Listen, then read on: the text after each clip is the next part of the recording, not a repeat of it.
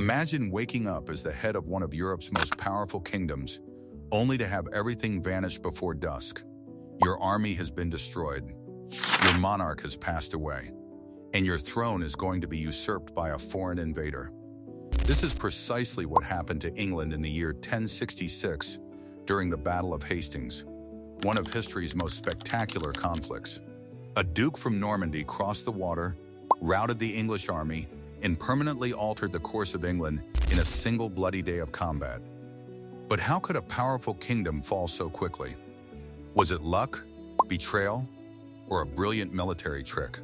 To understand how this happened, we have to go back to the moment a king died and left an entire nation fighting over his throne. Stay with me, because this story gets even more unbelievable. Number 7. The death that created chaos. Edward the Confessor, the King of England, abruptly passed away in January 1066, leaving no obvious successor. This was one of the riskiest circumstances a kingdom might encounter during the Middle Ages. Strong nobles and foreign kings quickly started vying for the throne in the absence of a successor. Harold Godwin's son was swiftly crowned the nation's most powerful nobleman by the English nobility. Harold already had a large portion of England's military might and was well respected and affluent. His coronation appeared to be the most solid and secure option to the English people. However, another monarch was enraged on the other side of the English Channel. The Duke of Normandy, William the Conqueror, thought he had been promised the crown years before. Norman claims that Harold had even taken an oath endorsing William's assertion. William therefore perceived Harold's coronation as a betrayal. Additionally, the sole response to treason in medieval politics was one-way warfare. Number 6. England was already exhausted from war. Another formidable foe invaded from the north, just as England felt its troubles couldn't get much worse. In an attempt to claim the English throne for himself, Harold Hardrada, a famed Viking warrior king, launched his own invasion. All King Harold could do was march his army north. The English army engaged the Vikings at the Battle of Stamford Bridge in September 1066, following a bloody march of hundreds of kilometers. Harold prevailed in the violent and intense combat.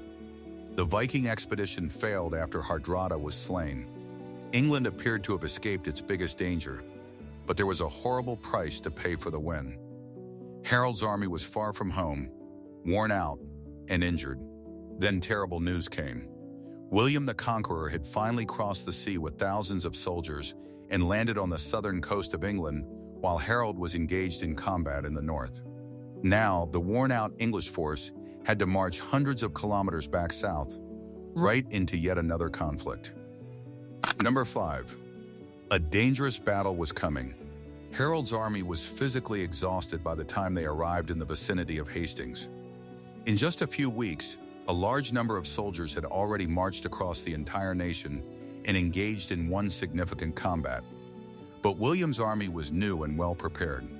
The majority of the soldiers in the English army were infantrymen with shields and axes. The formidable shield wall was their primary defense strategy, in which warriors formed an almost impenetrable barrier by standing shoulder to shoulder. The army of William was extremely different. His army comprised heavily armored knights mounted on formidable war horses, infantry soldiers for close combat, and expert archers who could rain arrows from a distance. This combination made William's army far more flexible on the battlefield. The stage was now set for one of the most famous battles in history. Number 4. The battle that changed England. At the Battle of Hastings on October 14, 1066, the two forces eventually came into contact. Harold established a formidable defensive shield wall by positioning his soldiers atop a hill. The English gained a significant advantage as a result. The wall of shields and axes repelled the Norman warriors' repeated charges up the hill. The fight was at a standstill for hours. There were rumors that William had been slain in the fighting at one point. His soldiers began to panic. To prove he was still alive, however, William swiftly rode forward, raised his helmet, and revealed his face. His soldiers continued to fight while applauding. Nevertheless, it appeared nearly impossible to breach the English shield wall. Then, an unforeseen event occurred. Number 3. The clever trick that broke the English army. Some Norman soldiers abruptly started to retreat down the hill during the combat. The English soldiers thought the enemy was finally running away in terror. Many English warriors raced forward to pursue them, thrilled by the prospect of victory. The retreat, however, was a trap. This was a calculated military move, a feigned retreat. The Norman cavalry abruptly turned around and attacked the English soldiers as soon as they had left their defensive posts.